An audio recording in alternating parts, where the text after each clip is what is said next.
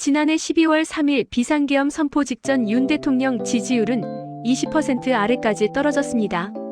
그러다 헌법재판소의 탄핵 결정 전까지 윤석열 대통령 지지율이 40% 이상 나오는 여론조사 결과들이 자주 발표되었는데요. 이 과정에서 탄핵 반대 집회는 탄핵 찬성 집회와는 비교가 안 될 정도로 압도적으로 많았습니다. 심지어 민주당의 텃밭인 전남 광주에서 열린 탄핵 반대 집회는 탄핵 찬성 집회보다 3배 많은 규모로 열리기까지 했습니다. 그러다 헌재의 탄핵 결정 이후 치러진 대통령 선거에선 국민의힘 김문수 후보가 비록 보수우파 분열로 인해 최종 패배했지만 40% 이상의 득표를 기록했습니다.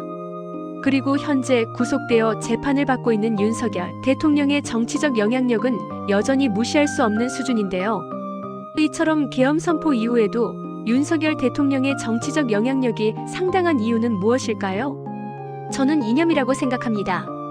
윤 대통령은 계엄을 선포할 때부터 이념, 즉 체제 수호를 천명했습니다. 그동안 국민의힘은 바보처럼 이념이라는 무기를 가볍게 생각했습니다. 아니, 아예 이념에서 무장 해제됐습니다.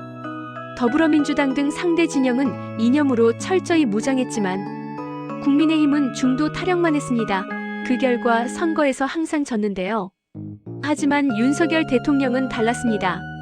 윤 대통령의 체제 수호 전쟁 선포는 중도 타령 분위기를 잠재운 동시에 보수우파는 물론 소위 중도층이라는 사람들의 마음에도 이념의 불을 지폈습니다. 달리 말해 윤 대통령이 보수우파 이념을 뚜렷이 한 결과 오히려 중도층이 보수우파 진영으로 모이는 효과가 있었는데요. 대표적인 사례가 그동안 자신을 노사모 출신이라고 밝힌 전환길입니다. 전환길 뉴스 전환길 대표는 탄핵 반대 운동을 펼쳤고 지금까지 윤석열 지지 인사로 활약하고 있습니다. 국민의힘 중도론자 주장대로라면 전환길 강사 같은 중도 인사는 윤 대통령을 싫어해야 하지만 정반대 현상이 나타난 것입니다. 관련해서 김진홍 목사님은 지난번에 한 언론과의 인터뷰에서 이렇게 말씀하셨습니다. 보수가 제대로 보수 모습을 보여주면 중도를 끌어들일 수 있다. 그리고 중도를 강조하는 사람들에 대해선 남북이 갈린 현 상황에서 휴전선에 집을 짓고 살겠다는 것이라고 했습니다. 이런 가운데 이재명 정권의 내란몰이와 내란전담 재판부 구성 같은 반헌법적 행태가 오히려 윤 대통령의 체제 수호 전쟁에 힘을 실어주는 분위기입니다. 윤 대통령의 계엄 선포 이유를 다시금 생각하게 만들고 있는 것이죠.